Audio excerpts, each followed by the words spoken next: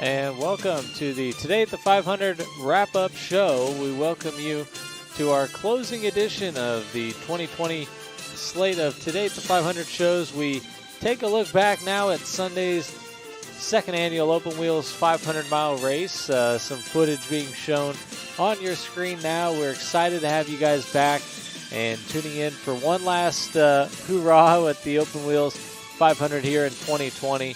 What a spectacular day it was. Really an exciting about 3 hours of racing that produced multiple storylines throughout the event, a handful of comers and goers, and in the end, a very deserving champion in Hugo Olsen, your 2020 Open Wheels 500 winner. Well, thank you to everybody who's tuning in tonight. We're going to take it pretty easy throughout this evening's broadcast. We'll see if any drivers are around for some interviews over the next hour or two. We'll kind of talk to people as they come and go. And if we kind of move through everything and we don't have any other people interested in doing an interview, then we'll go on and close out the show for this year. But we'll talk to some people as they present themselves, and looking forward to seeing how the drivers felt this year's race progressed, and really the challenges that they faced out there. One of the hottest 500s that we've seen to date.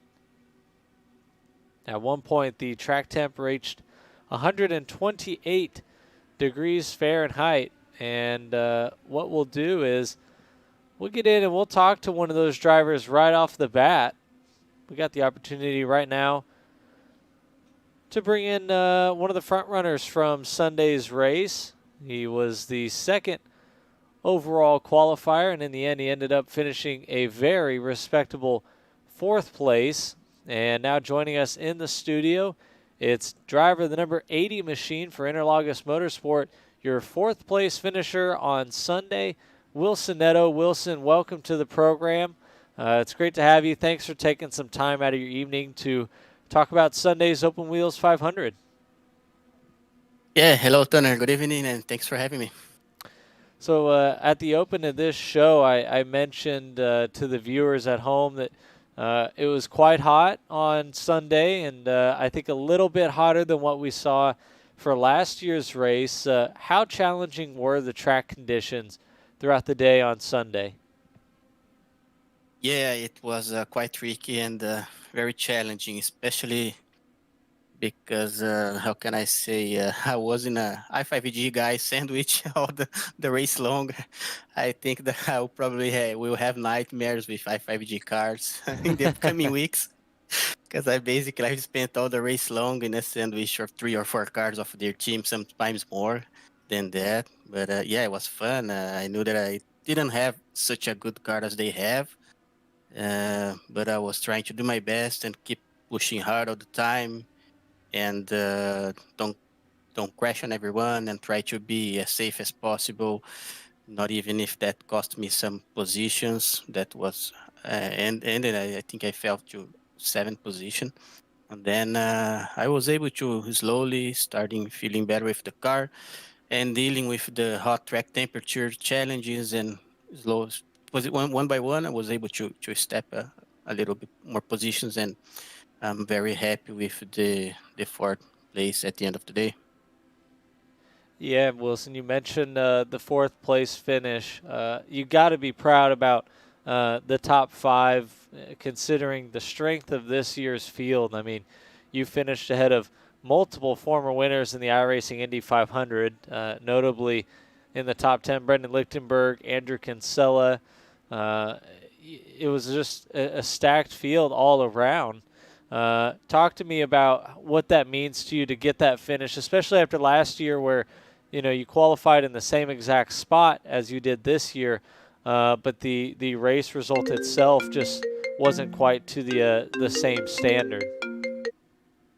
Yeah, I think that last year we kind of took a very difficult decision. We decided to go with a very trimmed car. This year, I decided to go with a car with more downforce to be able to be able to be there up front more time, because I knew that Marco was not going to be there with me the same way he was last year. So I had to fight by myself between the other great teams. So, and that's why I tried to prepare during the week and try to prepare the best way I could. I did a total of 19 races last week in the iRacing official series, which helped me a lot to find out new things in the car. You know, I think that I logged almost 40 hours of telemetry only on last week. It was a total of almost 200 hours of telemetry. I mean, in like 7 or 8 weeks. So it was a pretty challenging journey between quali and race stream. And yeah, I mean, during the race, at the very beginning, I knew that I knew that I have to keep leapfrogging up front, the as long as I could hold. I did that on the first stint with Mikel. Then my car I just fell a little bit loose, and at the end of the late run, I was not able to keep up with Mikel and the Merit. But then the first caution came out. I did a few changes on the car, helped me a little bit more. On the second stint, I was able to keep leapfrogging with Hugo Olson. I knew that the power slide guys that they had a very fast car, so it was a good uh, parameter to keep fighting with him, to know where my car will be seated at. And I was happy because even after the long run, I was trying to keep managing the race stream. And yeah, I think I did all the best I could. And again, very happy with the fourth place. Talking right now to Wilson Neto, driver of the number 80 machine for Interlagos Motorsport. You mentioned all the time, the practice laps that you went through and the hours spent in the build-up to this year's race, preparing and making sure that you were ready for the challenge come Sunday. What is it about this event and this race that motivates you to put in that extra work and make sure that you're ready to contend on race day? Yeah, I think that this event for me is one of a kind in iRacing. You know, I've been here on iRacing since 2008. It's been almost more than 13 years. And until last year, I've never seen an event like that with this kind of event that you put here with all the efforts and you know the things going on behind. We kind of feel the real deal, the stuff, and the daily bulletins. We really feel that we are part of a real Indy 500 mile race. So I think that's something that we must respect all your hard work, and at the same time, yet all of your hard work deserve our best, and that's why every year I try to do my best to be here. It's not easy because we are a very small team. It's not easy to be there fighting with those giant teams with a lot of talented drivers and champions. But yeah, I think that this year we had a very good result, and I'm very happy and to be part of the show. And at the end of the day, to to be here once again. Wilson, I'll ask you just a couple questions because I know you've got some other obligations this evening. I really appreciate you joining the show. Yeah, you confided in me earlier on in, I believe it was September, or September, October, as we were getting closer to the deadline to apply for this year's race, and you guys weren't exactly sure if you would have enough pace to make it into the field. You know, to come as a smaller team and performed so well here in 2020, even after perhaps the chips were stacked against you a little bit on the way in. What's that mean for you guys to do so well and put Interlagos Motorsport on the map? Yeah, that means a lot. You know, after the race, I was so happy that I was able to get such a good result.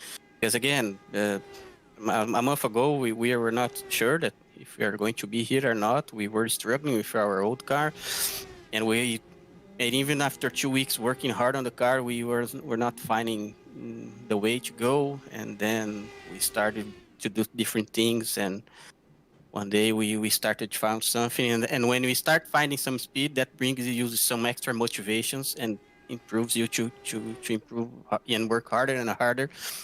So I think that was the key to change the game and to find an extra motivation that we need. Because honestly, 1 month ago we were very frustrated and without motivation. But yeah, we were able to find a way, and I'm feel sorry for Marco that he was not able to have as good race. He tried a different strategy on the mid race, keeping in the track with old tires, but was not a good result for him after all.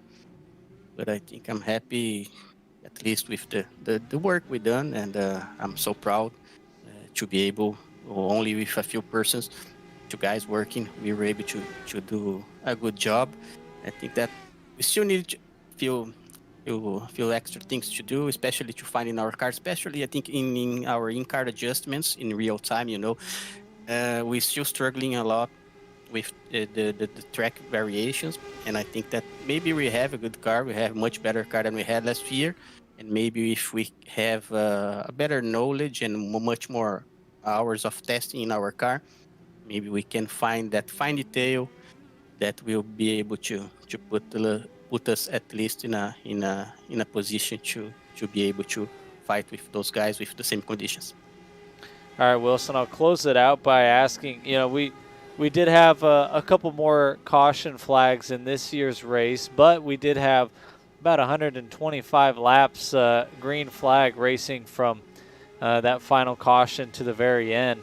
Talk about the way the other drivers were behaving around each other on Sunday. It seemed like, for the most part, everybody was doing a great job of driving respectfully and trying to give care, and I think that put on a great show and allowed for a natural finish to play out for what ended up being a deserving winner in Hugo Olsen. Yeah, you're right. All those drivers that was driving around me.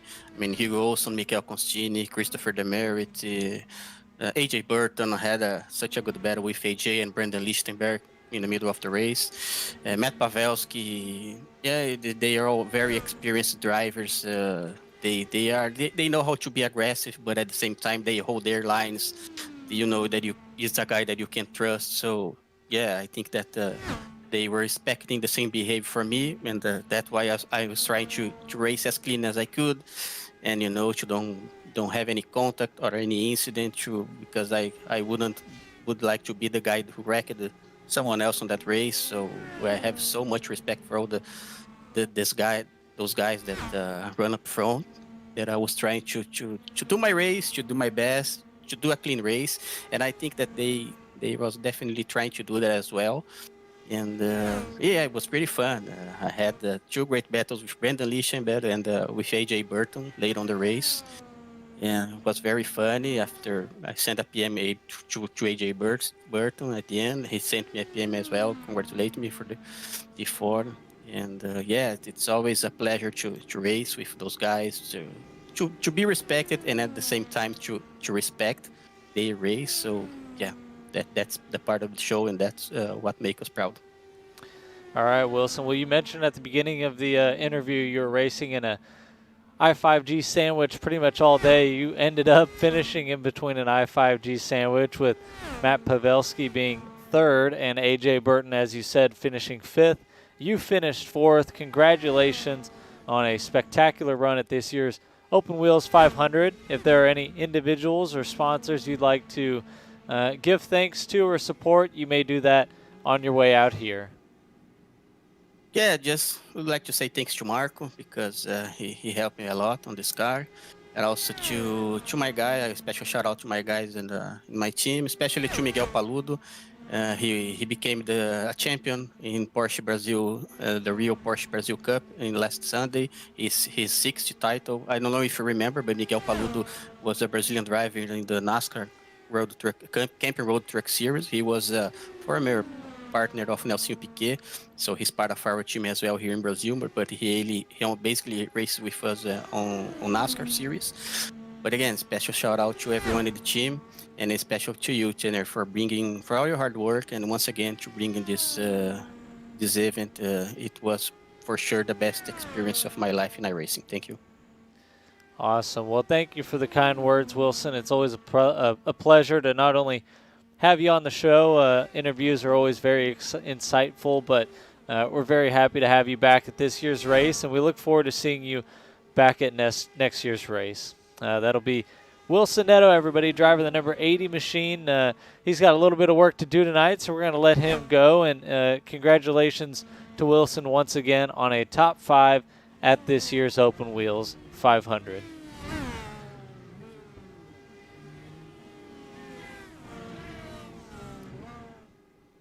So there are no additional drivers. We do have AJ Burton hanging out in the Today at the 500 lounge. We're going to go ahead.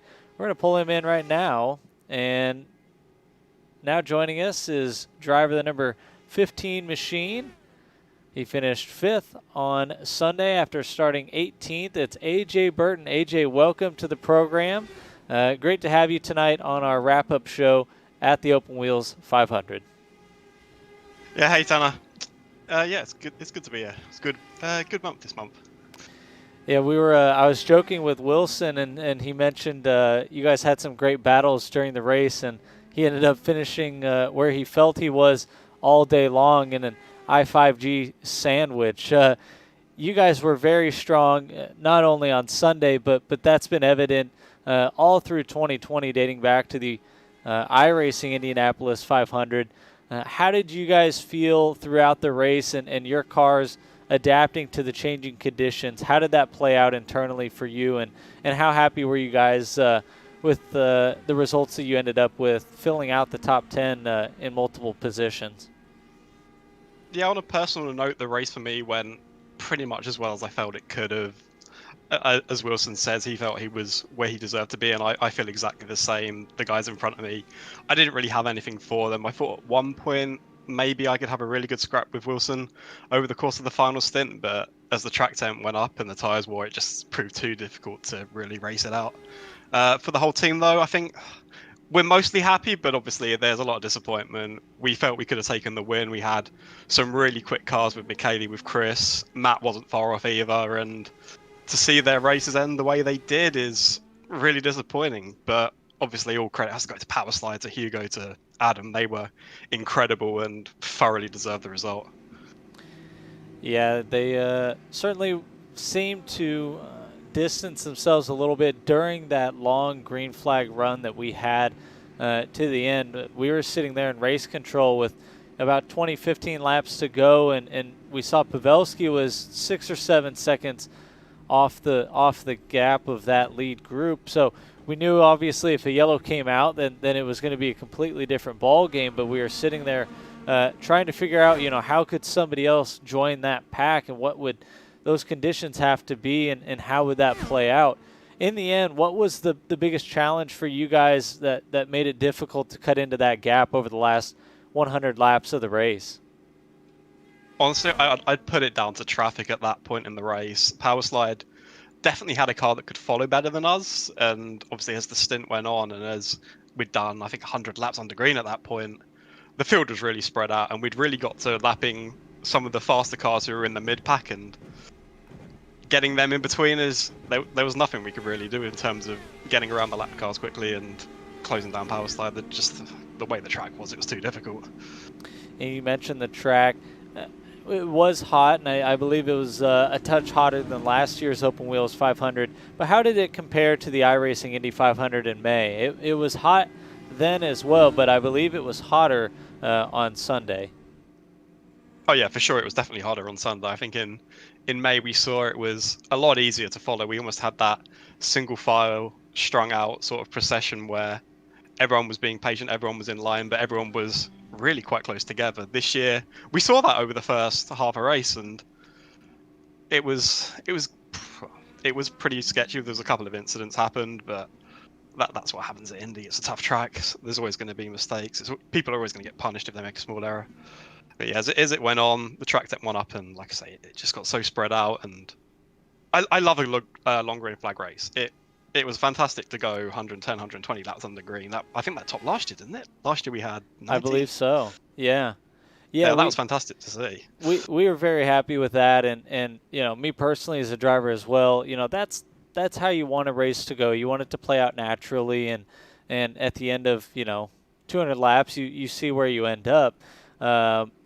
We were very pleased with the driving standards out on track, even though we actually had a couple more yellows in this year's race than last year's. From what we observed, everybody was very mindful of each other out on track and tried to race with care around one another. Did you see that in a similar vein? Oh yeah, absolutely. Everyone was really fair. I had to pass a lot of cars early on the race because I started around 18th, 19th place, and everyone gave room if I made a move to the inside or a move to the outside. So that was good to see. And like I say, it was even with the lap cars at the end, most of them were very quick to move out the way if they saw we were close. Unfortunately, obviously, with the gaps you could actually close to was probably only about 0.8 1 second. It was sometimes they didn't quite realize you were there and faster, but it's just the way the race goes, and you can't complain about it. Now, I'd like to make mention, if I remember correctly, when Marco Brazil ran a little high in turn 2 and ended up making contact with Christopher Demerit. If I remember right, the tumbling car of Demerit came very close to yours. What was that experience like near the midpoint of the race? I thought I had damage, if I'm being perfectly honest. He his left rear tire, I think it was, went basically into my aero screen. So yeah, I thought I was damaged for sure after that. But luckily the car was clean. Traino was spotting for us and he said it was clean, and yeah, unfortunately it was, and we could continue where we left off. We're trying to bring that image up on the screen here for those watching at home. It was really the biggest as far as we had a couple big accidents. It was the Demerit accident, and then there was one on the front stretch as well that sent a few cars tumbling, and we now have a shot up on the stream, so if you get to watch that later, it's pretty interesting. We could see your red and black car flashing across the screen. I won't hold you up for too much longer. We do appreciate you coming in and joining the program this evening. Obviously, 5th place, it's your best finish in the 2 years at the Open Wheels 500. What was better or different for you, perhaps just as a driver, and how your race unfolded compared to last year that resulted in a great run such as what you had on Sunday? I think, honestly, the race actually played out similar for me for the most part. Last year, I was unfortunate to pick up a bit of damage after the first caution, and that really limited what I could do, and that's why I feel like I had a pretty disappointing result by our expectations. But this year, kept it out of trouble, kept it clean, and like I say, I feel like I honestly deserved 5th place. I don't think I could have done any better, and I'm really happy, to be honest with it. It was a good result for me. All right, well, that's AJ Burton, everybody. AJ, on your way out, if there's anybody you'd like to give thanks to or make mention of through your guys' efforts here in the month of November, I'll give the floor to you. Yeah, obviously the guys at I5G, Broken Arrow, Apex, everyone's been amazing this month. Even the guys who were unable to race, like Traino and Zach. I know they've had other obligations and would have loved to take part, but they did their bit, helping with testing, helping with spotting and strategy. Obviously, to you, Tanner, for putting on the event. We were very disappointed when we first heard it might not be happening this year, but to actually go ahead with the race, it's fantastic, and definitely grateful for that because we love it, and we'll definitely be back next year and forever how many years it goes on for. Well, AJ, your result on Sunday definitely earned. You were one of 11 drivers to finish on the lead lap and just one of 5 to finish in the top 5. 5th place finish for AJ Burton at this Sunday's Open Wheels 500. AJ, congratulations, and thanks for joining the program, man. We always appreciate you being a part of the event, and we'd look forward to having you back in 2021. No worries. Thanks, Tanner. All right, folks, that's AJ Burton. We'll let him move on out and continue with this evening. Great to have AJ join the program here just about 30 minutes past the top of the hour, or 30 minutes until the top of the hour, whichever way you'd like to look at it. We got another driver joining us in the booth right now. We're going to pull him in and just keep the momentum going. Now joining us is the number 88 of Jason Brophy, Team Talent member, finishing 10th on Sunday. Jason, welcome to the program, man. Appreciate you taking the time out of your evening to chat with us. Thanks for having me, Tanner. So one of the themes that we talked a lot about coming into the race, and we've talked a little bit about in post-race, was the track conditions. How did that suit your car in particular as the race continued on? We saw track temps a little lower than normal at the beginning of the race, which I think was expected. We all knew it would go up a little bit, but as we moved to the middle and latter stages of the event, what really played out in that number 88 camp? Unpredictability. I think as a team as a whole, we had a lot of issue in the corner with the car just suddenly plowing. Like you'd think you're okay, and you'd get to mid corner, and all of a sudden it'd go straight. I know it caught out Chin, I caught out Andrew. Once you got to that like 1.4 second window, especially, there was just a instant loss of downforce. So yeah. Talking right now to Jason Brophy. Top 10 finish, though, on Sunday. Do you feel there was much more left in the car, or did you guys really, in the end, optimize your earning potential, so to speak, in taking that top 10 in this year's race, your debut at the Open Wheels 500? I think as a team, we pretty well agree that that's where we ran is where we deserved. It's the speed we had in the car. I think the Power Slide I5G guys all had really fast cars. I think Wilson did a really good job running fourth like that, keeping up with them. For us, I think we pretty clearly were as good about as where we finished.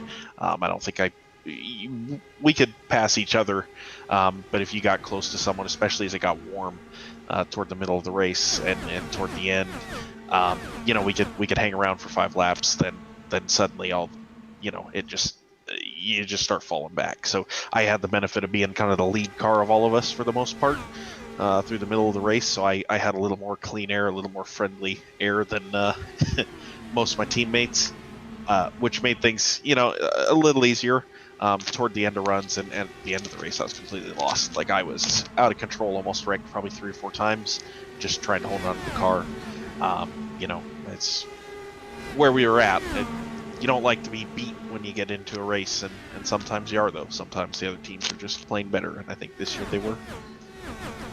Talking right now to Jason Brophy, his debut at the Open Wheels 500 this year. He started 10th on the grid and ended up finishing 10th. For this year's race. Looking ahead to May, I know we're a little ways away from that, and I think at this point we're all a little burnt out for Indy's sake. But looking ahead to the iRacing Indy 500, obviously we never know when that new tire model will come out. But let's say it doesn't. How do you guys go about narrowing that gap over the next 6 months and being prepared for the next big 500 when it comes around? I mean, now we know. We've kind of seen it on a couple different cars. Obviously, I think Power Slide was probably the strongest today, or excuse me, Sunday. I think they were just a little bit better than I5G. I5G was great in May. I think we know where we got to get to. We have an idea. Maybe you start to get an idea how it's done. Now you got to figure out how to make it fast and do it. So that's it. Got to put in time. Got to put in effort as a team. Start building the plan to start doing it already. So, because it takes a lot of work to get these. No, it certainly does. Jason, we've had a couple of the drivers that have come on the program already talk about some of the battles that they had and how fun the racing was out there, because for the most part it was quite clean. Even though we had a couple more yellows in this year's race, it does seem like we had less close calls that didn't result in yellows. How was the standard of driving out there on Sunday, and perhaps who was an individual or two that you had some great battles with throughout the race? Generally, I couldn't afford to battle too hard. You saw what I saw Kinsella, I think, and Burton get to me early in the race. You kind of know, okay, they're faster, and they both took it to the outside, and you just know, okay, they're good. They're going to beat me here. Had decent battles within the team, but it was so hard for us to be close to anyone else that, and I was just a little scared to try and tempt the outside, just because I wasn't quite sure I trusted the car. You could see those guys go up there and run that outside lane through the corner, and probably didn't spend enough time making or knowing whether I could do that, knowing how to do that, trusting that I could do that. And so it made it a little harder for me to get closer and make some attempts. I mean, I had, I kind of got around Wilson and Kinsella there when they had, I think Kinsella got into the wall slightly off the corner, but a lot of it was really just fighting through on pit stops. Have a good pit entry, gain some time there. Jump past Chin on a bad pit. I think I jumped past him on a pit exit. We swap back and forth for a bit, then I clear him. Christian came at me. None of us wanted to be the one that finished outside top 10 there, between Christian, myself, and Austin being the kind of 3 team talent cars. They're all running together. And so it was that was probably as much fun. As I said, I was hanging that car out at the end of the race. I out plowed down the turn 1 wall, the turn 2 wall, almost. It's just don't want to be at 11th. I really don't want to be 11th. Let me at least finish 10th. So that was a lot of fun. I did have quite a bit of fun there at the end of the race. So thankfully I didn't, destroy the car. Yeah, you mentioned that 3-man battle between yourself, Christian, and Austin. The gap between the 3 of you from Christian back to Austin, who finished 11th, was just 1.3 seconds. So certainly a tight battle all the way up to the end. Just another question or two for you. And then I'll let you get on with your evening. I appreciate you joining the program tonight. How nerve-wracking and crucial were those pit stops throughout the second half of the race? Obviously, we saw Michele Costantini essentially throw his race away with a mistake entering the pit lane. How nerve-wracking and also how much of an opportunity did you see those pit stops as the race proceeded? Every time you do a pit entry, depends on, especially if you're battling close with someone. And for the most part, I felt like I was, right? I didn't want to lose out to Christian on clean air. It was so much nicer to be the car out in front. When we were battling with Kinsella and Stouffer, because we were actually not that far off Kinsella and Stouffer. Granted, they had damage, and we were still trying to keep up with them. But even at the end, we kind of reeled in the guys in front, but then we just couldn't do anything once we got close. You knew you had to have a good pit entry, and I think I almost threw it away. The same pit stop cycle, I think we all tried to get the most out of it on that second to last pit stop cycle. That's when Michele had his issue. Blocker nearly, based on the replay I saw, nearly sped there. I came in way hot and got lucky that I didn't get a speeding penalty on that one. I think, you're trying to get everything you can, but that's a bit of a wake-up call, so I took it a lot more conservative on the next one, I'll tell you. Because 40 seconds is a long time to be sitting in pit lane if you make that mistake and get a speeding penalty. The second or so we were losing, based on the entry and exit times, I was losing about a second per to the guys that were really pushing at Michele and Adam and a lot of the fast ones up front. For me, it was worth it to not lose the 40 seconds, because I do have a bit of a touchy history with pit stops, even though, I may have won the pit stop competition. Walker was a little faster starting at the back. He just happened to run out of fuel. So I think, it's you want to get the most you can, but you can really throw away a race there. And I think we've seen that. Talking right now to Jason Brophy, driver of the 88 car for Team Talent. Jason, as I mentioned at the outset, this was your first Open Wheels 500. How was the experience for you, and what was it in comparison to what people had told you coming into it? Last year I was a happy spectator. I helped some teammates try and make the race. We didn't, or they didn't, but I couldn't be around for qualifying. So I really enjoyed watching the race, though. Watched it start to finish, and I knew this year, if I had the chance, I'd love to. And it, with everything going on, I did have the chance this year to make a qualifying attempt. I'm real happy with the way we performed qualifying. I think we did a pretty good job as a team there. And then come race, the goal was get to the end, be there at the end, and see what happens. And in this case, it turned out to be 120 or so laps of green to the end. So happy to finish, and I didn't stuff it in the wall. That's the first goal, finish 200 laps, and I did that. So happy with that. But it's a lot of stress. You're doing the 3-wide grid start and trying to make sure that no one makes a mistake there. It can all go wrong from there for 200 more laps. I think everybody did a pretty good job keeping everything together. Drivers did a real good job being respectful, and overall, pretty good race.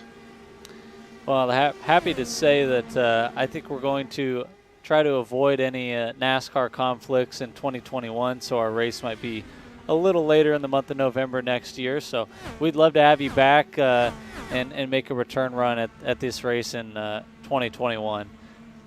Yeah. Oh, I have every intention. I was already making plans for if I was going to be at NASCAR this year, how I was going to qualify down there. Funny that it would probably help Trano too. Yeah, in the end, yeah, it's funny how things like that work out, and hopefully everybody ends up on the grid in 2021. Jason, on the way out, anybody you'd like to give thanks to on putting a bow on this year's Open Wheels 500? Yeah, I want to thank John HD, Chin, Liam, Christian, Dakota. I'm going to run out of Rob Powers, Randy, everybody in the team talent side that was involved. We put a lot of effort into trying, and sometimes you don't hit it, but there was a lot of effort put into this, and so I want to thank all of them. I want to thank you for putting this on, Race Spot for broadcast. I mean, it's a fantastic event end to end. Excellent job by you.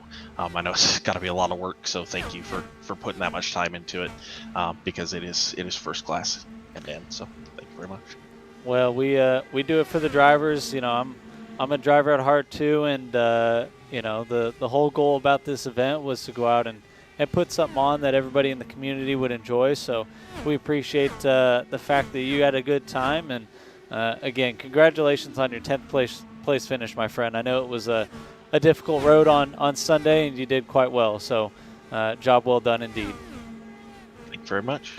All right, everybody, that's Jason Brophy, driver the number 88 machine for Team Talent, a 10th place finish in his Open Wheels 500 debut.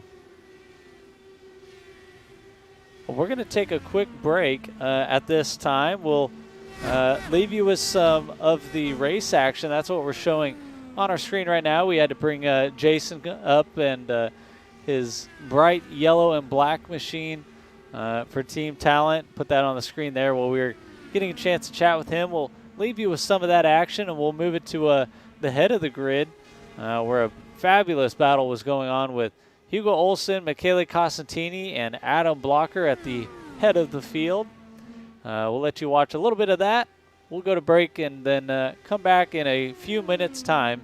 You're watching the 2020 Open Wheels 500 wrap-up show live here on Today at the 500.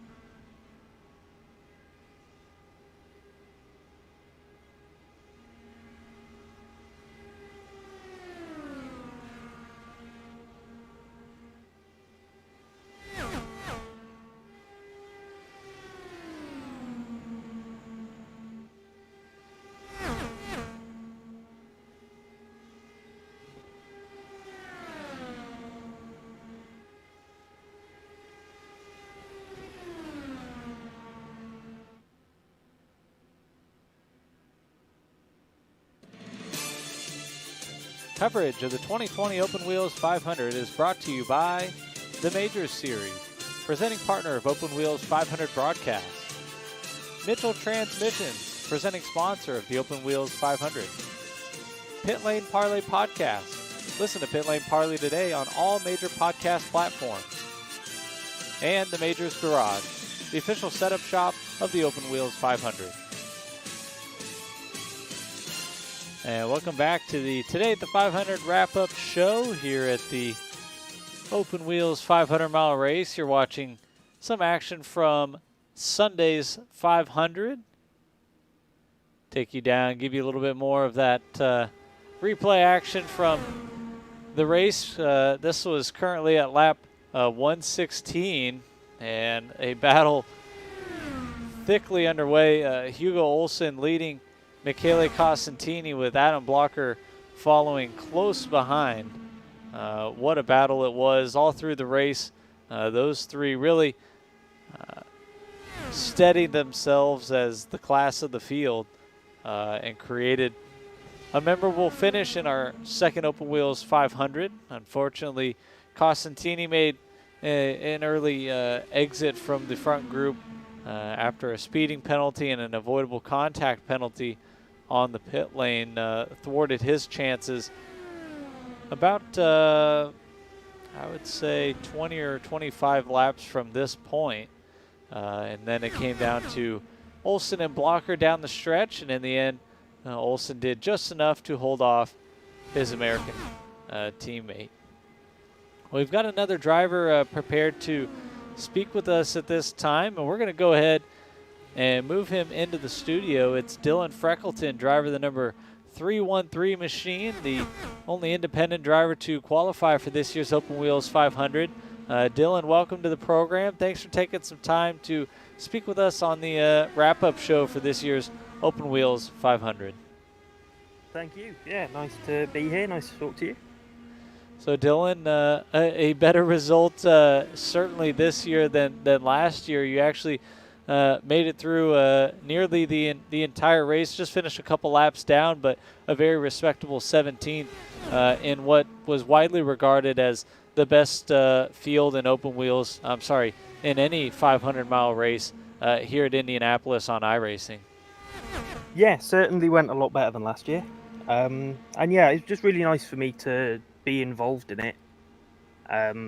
Certainly for me, just kind of doing it by myself as an independent, it's nice to just be able to compete with all the rest of these guys that I know put so much work into it, and there's so much time that goes into it. Everyone puts into it, even people that don't make the field, because it is so difficult. And I would say it's probably even more difficult to get into this event than it is the official event in May, just because the pressure of the qualifying weekend, it makes it so unique to take part in this event. That's what I love about it. And so yeah, for me, just to be able to compete and just to make fields, I wasn't expecting it this year. So yeah, I was really happy with how it went.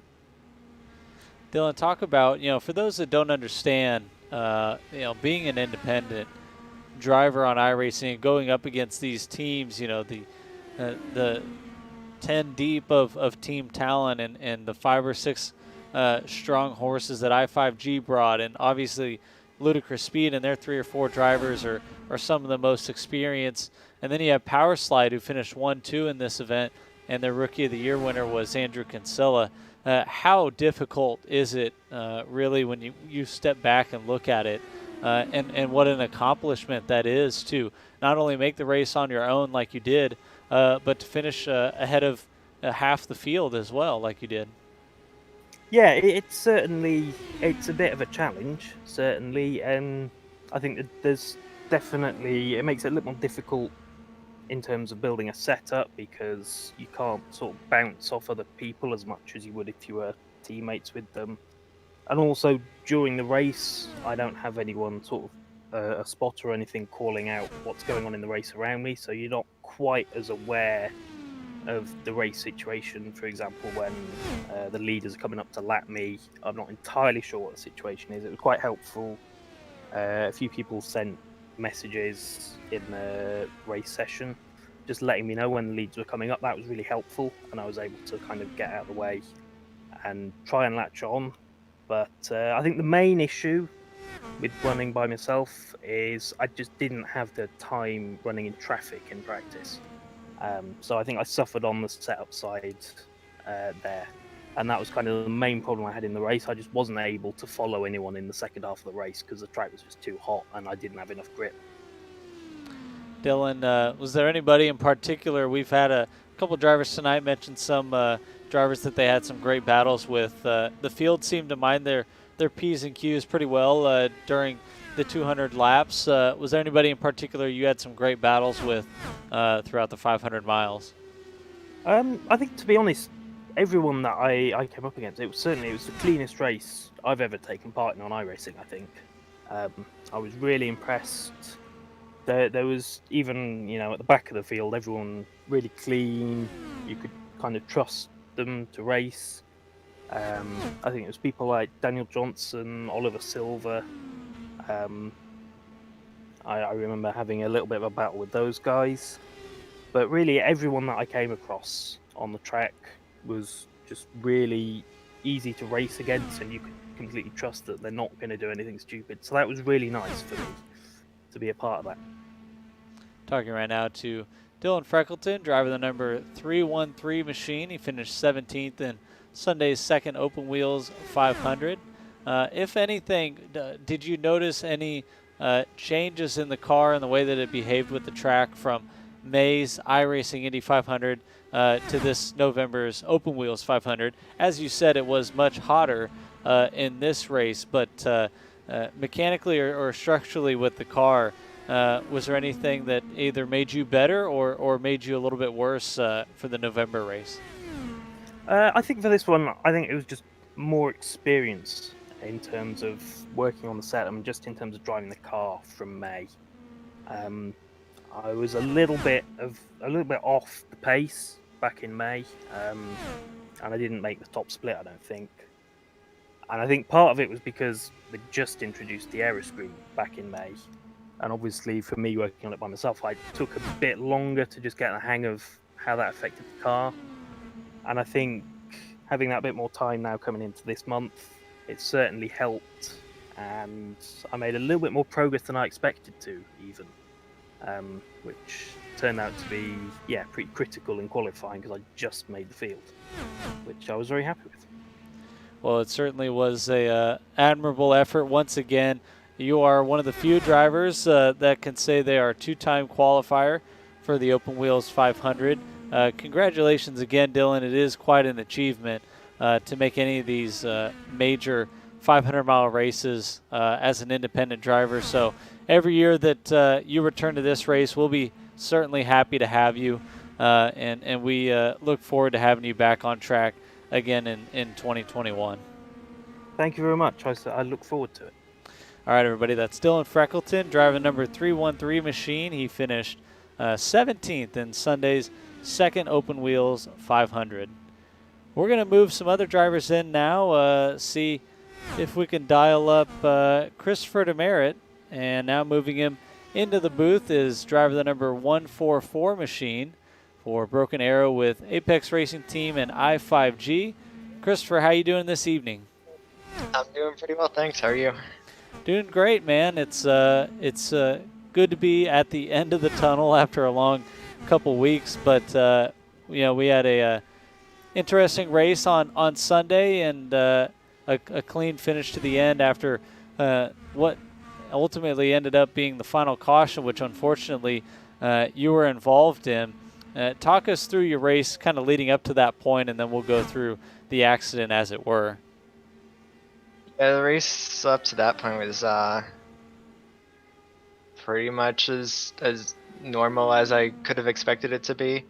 I mean, right from the beginning, it seemed like it was Hugo and Blocker were really, really strong, and Wilson was also very competitive if he was, as long as it was one of the top two, like so we could have the Queen Air at least. And it was just pretty tough to pass. So, I mean, track position was pretty important. I mean, we were, what was it, a third of the way through the race, and I was already making decisions based on what would put me in the best position going towards the end. So just kind of managing the tools. The first and second few runs, which is, I mean, all I really lasted. I was just kind of fine to stay in third or fourth, but thinking about moving up.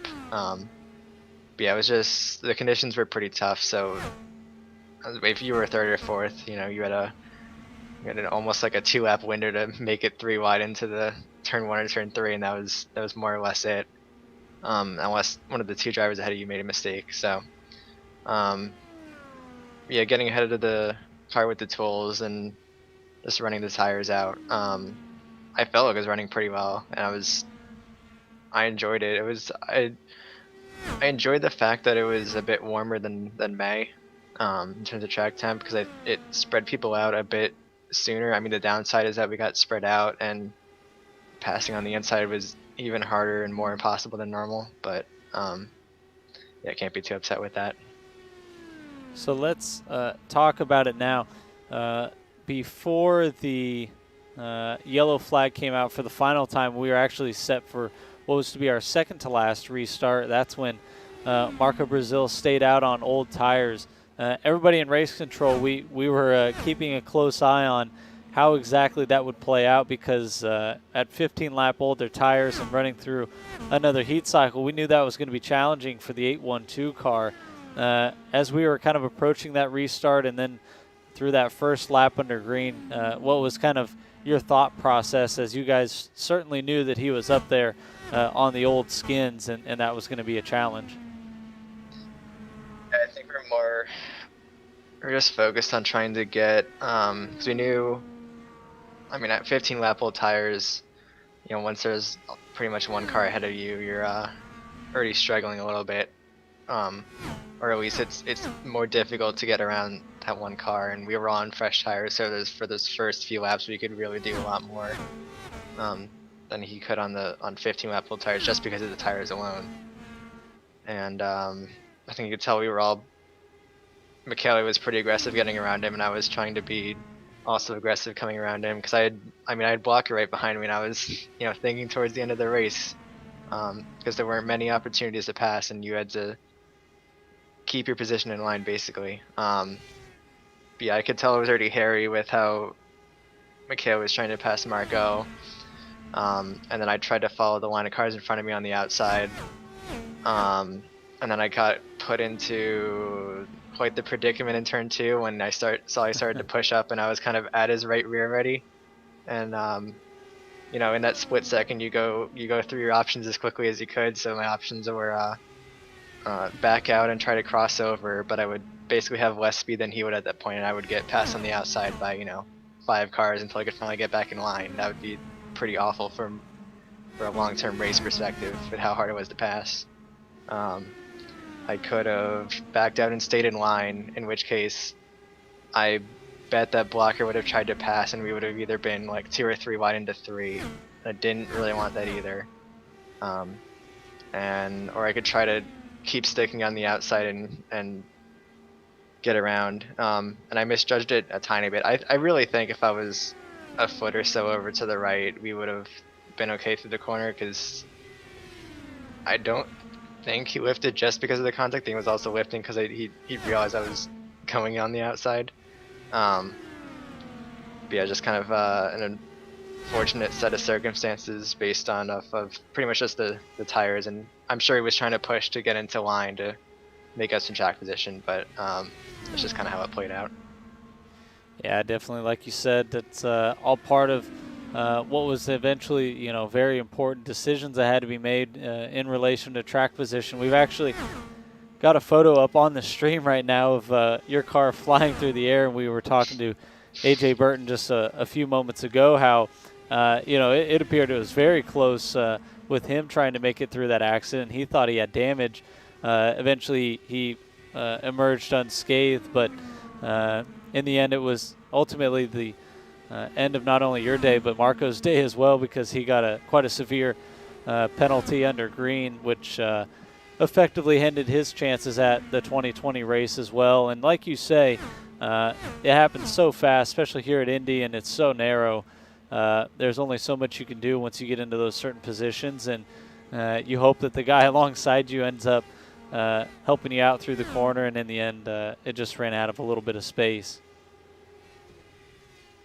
I mean, that's pretty much a good way to put it, because I can go through and I can talk about it, take a whole minute to go through all the decisions that I had, but from the time that I realized I had to make those decisions to the time we made contact, I think it was probably 1 or 2 seconds, and the decision was made in probably like a quarter of a second. So, I mean, looking back at it, I don't think I did anything wrong.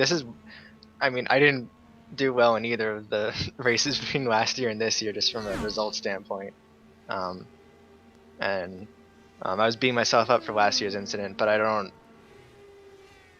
I'd have to be, like a fortune teller, or a psychic or something to have known that was the wrong thing to do in this year's race. So, kind of a more spectacular ending and many less laps done on the track, but in terms of actual decision making, I'm not going to beat myself up over it.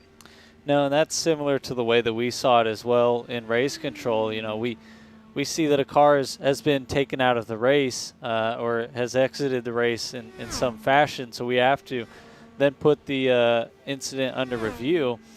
And at that point, we determined, not only we felt that you were almost at the end of your rope on where you could run through the corner, because you can only run so high and geometrically still make it through that 90-degree turn.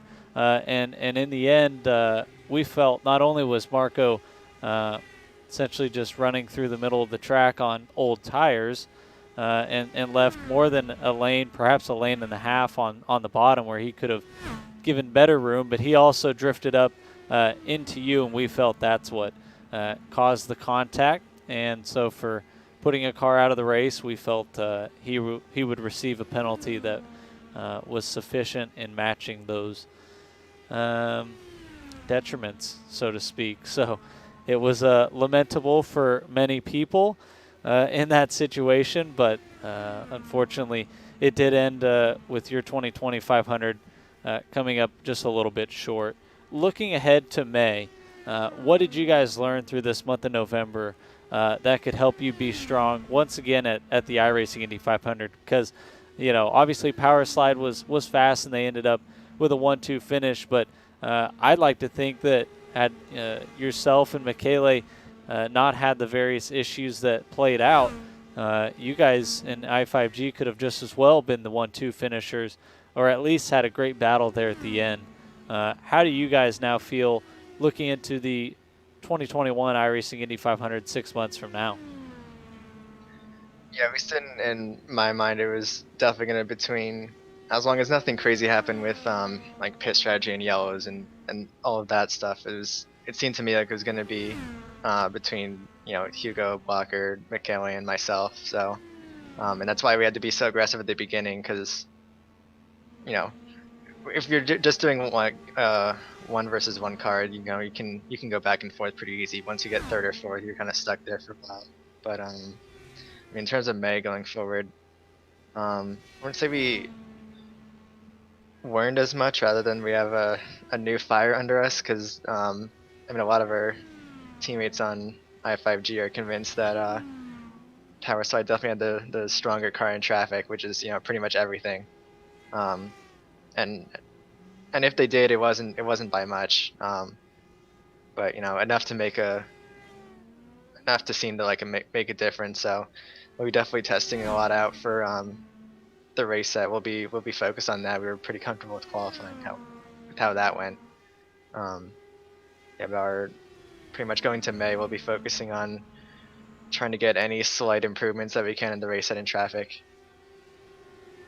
All right. Well, thank you, Christopher, for joining us tonight, man. Sorry about what ended up in the finish that you received this year. Definitely wasn't what you guys deserve, but it's always a pleasure to have you as part of the race, and we look forward to having you back in 2021. Thanks for having me here, and thanks for organizing the whole event. It was great. All right, everybody. That's Christopher Demare driving the number 144 machine for Broken Arrow with I5G and Apex Racing Team. We're going to move him out to the lounge at this time.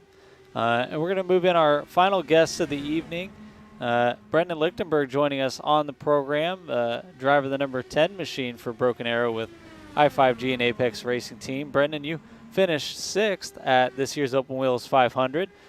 Talk us through your day and how you felt as you ended up with a nice top 10 run. Yeah, I don't know if anyone else has said this, but I think for sure it's probably the toughest Indy 500 I've ever done. I listened back to our race because I was recording it, and while there wasn't much to laugh about, usually you find always something to laugh about more talking and driving, but everyone was just completely focused because I think if you made one wrong move, your car is probably going to skate into the wall, especially when you hit that 130 track temp. It was one of the hardest things I've ever driven. Yeah, and you mentioned the challenges at this year's race. What is it about, the Open Wheels 500 now? It's in its second year of existence, but I personally, from a promoter aspect, have been very proud at, how the community has embraced it and felt it's not only a very legitimate 500, but perhaps the most coveted 500 now. What is it about this race that everybody wants to do so well at now? I mean, for me personally, I think the one thing I always look forward to this is that everyone I've driven against, especially in the race on Sunday, everyone, like, we all had that respect for each other. We all drove professionally. We drove each other hard for sure. Andrew Kinsella and I were going hard at the end, for example. But the environment created here, especially after last year's race, there's a lot of obviously respect for the event and wanting to put on a good show as well. And for the track conditions, everyone was exception. Accidents are going to happen, racing deals will happen, but everyone was trying to give each other room and make sure everyone came home in one piece. So I would say that's just the biggest thing for me is I can go into the race knowing I probably won't get crashed like maybe in something dumb like an Indy fixed race where, well, I expect that and I won't get mad. As we're all in a competitive environment here and we all really want to win or try and win. You came home with a sixth place finish just behind your teammate AJ Burton in that I5G Broken Arrow Apex Racing Team group. Do you feel like that you were able to maximize the performance in your car on Sunday? Do you feel like you got everything out of it that you could? I think so, yeah. Just judging on my overall performance, the one thing I told you before the race is I was practicing pit stops, and I think I gotta practice this more because consistently my in-laps were half second off compared to everyone on the team. And I don't know if that's because I was afraid of pushing it because what was I going to gain? Because I ended up finishing like 10 seconds behind AJ, for example. So no amount of pit stops were going to make up that gap. So I think 6 was about the best we could do. And as just looking at the top 10 too, I think judging on the race, like everyone had earned their spot. Not that they wouldn't in other races, but given we had the long green flag run, for sure, for me 6 was about the best I could do, and I'm pretty happy about that. As you look at this month in November as a whole, what will you guys take forward as a team and apply to not only next year's iRacing Indy 500, but also next year's Open Wheels 500 in November 2021? I think it's just a good reminder that I would say we're a very good team, but we didn't have the best car.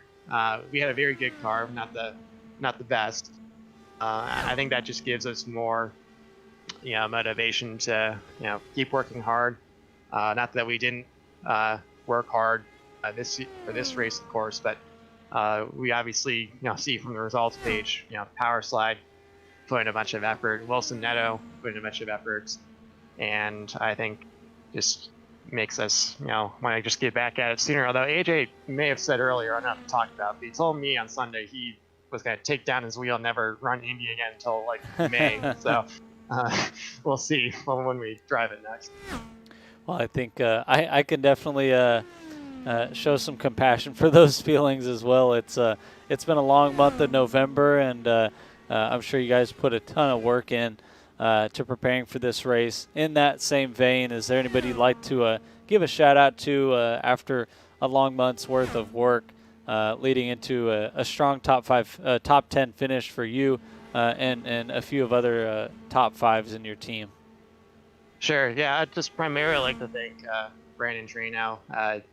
With all the, he travels the country every week, and he still, wasn't even in the race and put in time to help me, help everyone else. And I was struggling in race trim all throughout the week, and by Friday I finally felt confident enough to at least not wreck the car, at least bring it home in a good spot.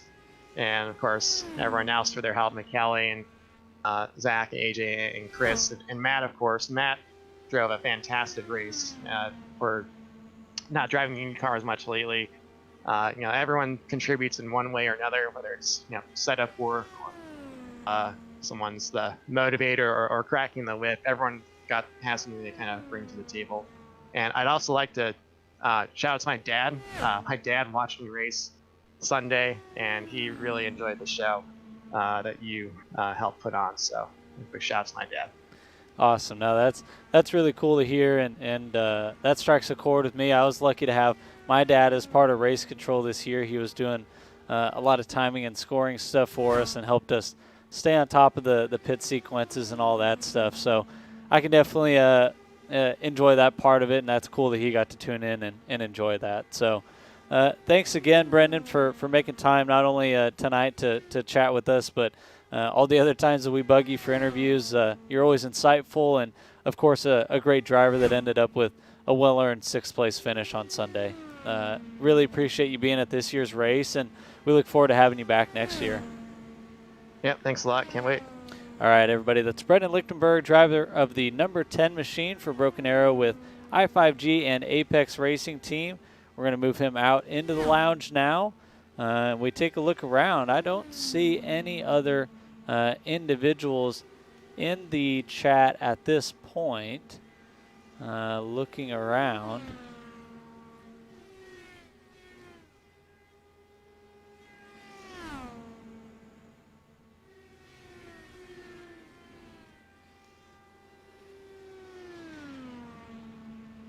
Yeah, no individuals slated to join us in the booth at this time. So what we'll do on our way out here, we'll give you one last rundown of our final results at the 2020 Open Wheels 500. The official results won't be posted for quite some time. There are some manual adjustments that we have to make to essentially subtract the 3 pacing laps that are timed within iRacing, but we don't count those in our overall timing and scoring. So we have to go through and manually work on those to come up with each driver's average speed for the race and do that sort of record keeping. So the results won't be final for quite some time, but we'll give you the order, which will be final, and that part will not change. Hugo Olsen, of course, our race winner, the first Swedish or Scandinavian driver to win a major iRacing Indy 500 since Young O in 2012.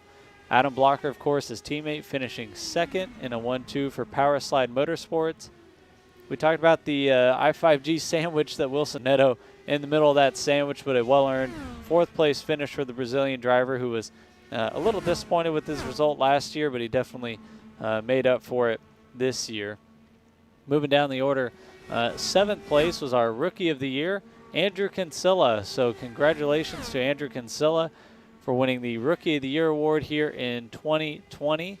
He's, of course, a former iRacing Indianapolis 500 winner already, but he is the highest finishing newcomer to the race here in 2020. Big congratulations from Andrew after finishing 7th from a grid position of 20th. Chris Stouffer, he finished 8th, and he was our highest climber in the race, moving from 29th to that 8th place finish. He was also the highest finishing driver from Indiana, So a strong run for Chris Stouffer, and quite the story after he dealt with a lot of mechanical issues in his steering mechanism throughout the week of qualifications. He was able to get a new wheel on bump day, put in a run, and the rest was history, so to speak, from there. Great 8th place finish for Stouffer. Christian Schallner and Jason Brophy, a couple team talent drivers, they rounded out the top 10, followed by a fellow team talent driver, Austin Espety, from 28th on the grid. He finished 11th. Jesper Orman, a great run for him in 3 Crowns Racing. He started 12th and finished 12th, so a great result for him. He was the first driver a lap down, but a nice debut in his first Open Wheels 500. Simon Bryant, he also climbed from 25th on the grid to finish 13th. Wasn't quite a factor like he was in last year's race when he finished 4th, but another respectable finish in 13th. And he was followed by Liam Quinn and Chris Cahoe, rounding out the top 15. Niall McBride, Dylan Freckleton, who we spoke to just a moment ago, a couple UK and Ireland club members, they finished 16th and 17th respectively. Adam Crane, his first Open Wheels 500, the Canadian driver, finishes 18th as the second highest finishing Canadian behind Ken Silla and ahead of Dakota DiCienzo, who finished 28th. Matt Hollabaugh, his first Open Wheels 500, he finished 19th. And what could have been for Michele Costantini, he finishes 20th after a painful, not only pit road speeding penalty at the 60 lap mark left in the event, but also an avoidable contact penalty on the pit lane. He started on the pole and was up front for many laps, eventually finished 20th. We'll be looking forward to seeing Michele back at next year's Open Wheels 500. Moving through the order, 21st was Oliver Silva. He was the driver that ended up receiving that contact from Costantini on the pit lane. Marco Brazil, he finished 22nd. He was another driver that was severely penalized after the contact with Christopher Demerit under green. Daniel Johnson, his first 500, he finished 23rd from 33rd on the grid. 24th place finish for Andrew Wood. Unfortunately, he made an early exit after some wall contact, and the same could be said for Joshua Chin, who finished 25th. Logan Simmons departed after 86 laps. He finished 26th. It was only 82 laps complete for Christopher Demerit when he left the race after contact with Marco Brazil. He finished 27th.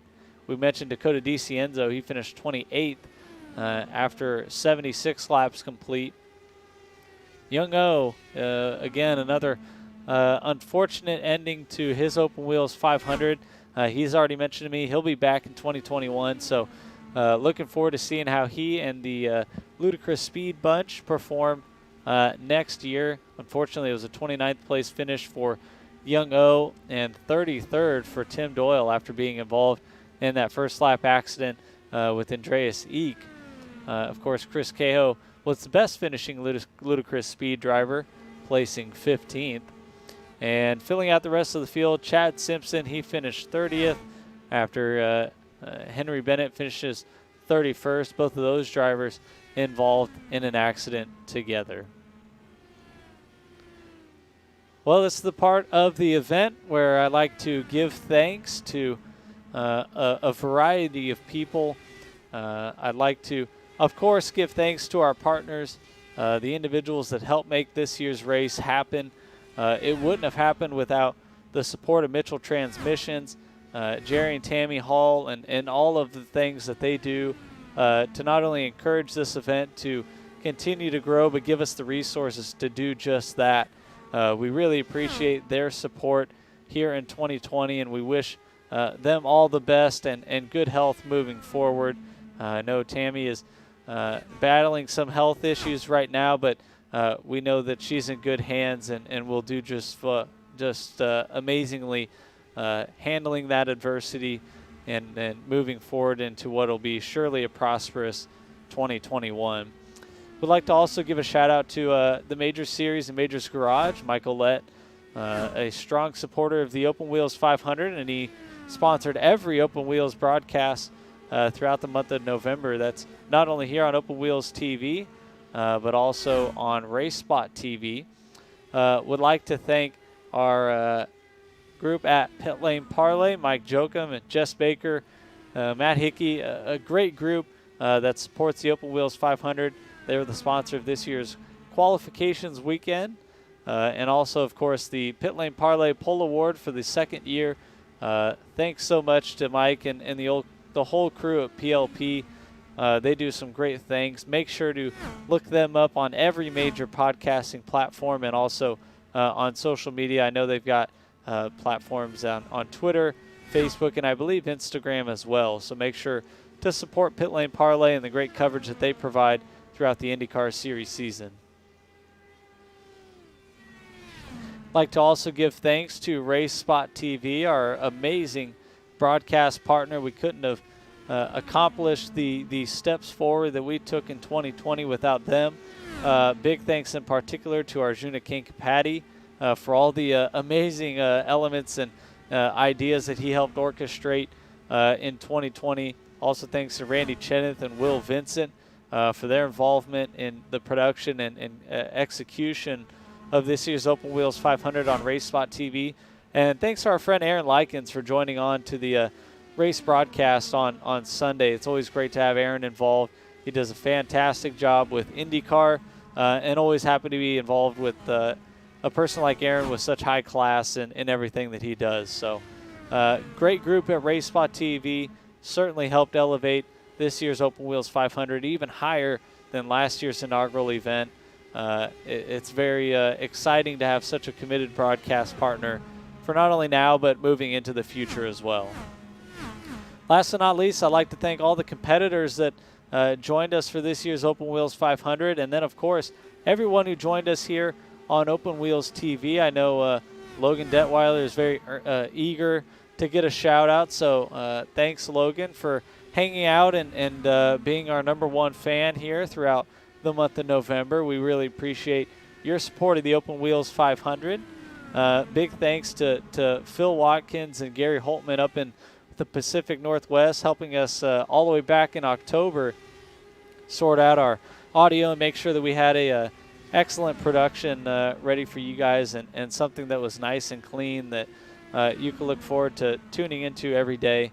It's our pleasure to put on these practice broadcasts and give you the live stream of qualifying and put all the work into things like the pre-race show because everybody so far has said that they really enjoyed it and that they felt it was very well done. So I think that work has been paid off by some good viewership numbers here in 2020.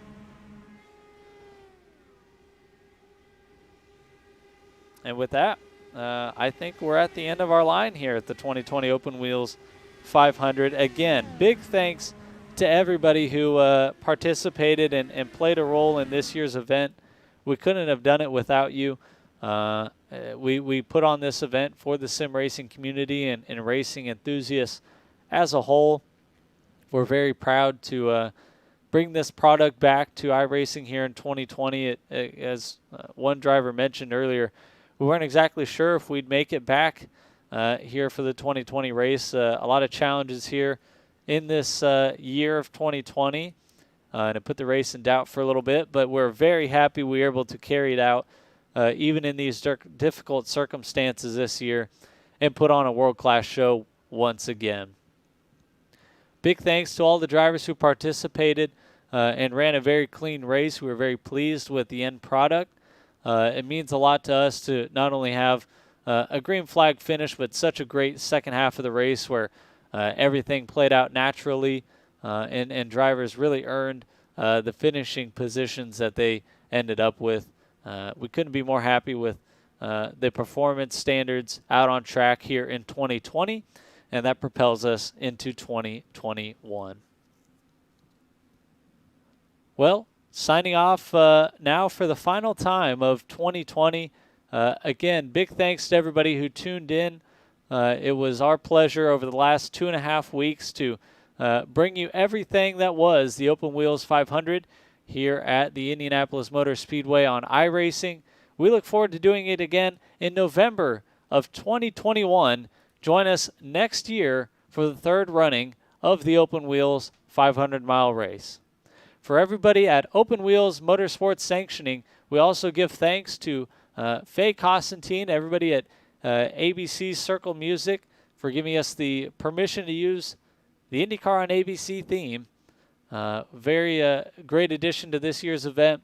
Without that, it wouldn't have had the same amount of kick. We would have continued on just as we always did, but a great addition as well to today's production and all the productions that we had through the month of November. Now, for everybody at Open Wheels Motorsports Sanctioning, we'd like to say thank you for your support of this year's race. We'll see you in 1 year's time at the 3rd Open Wheels 500. This is Tanner Watkins signing off.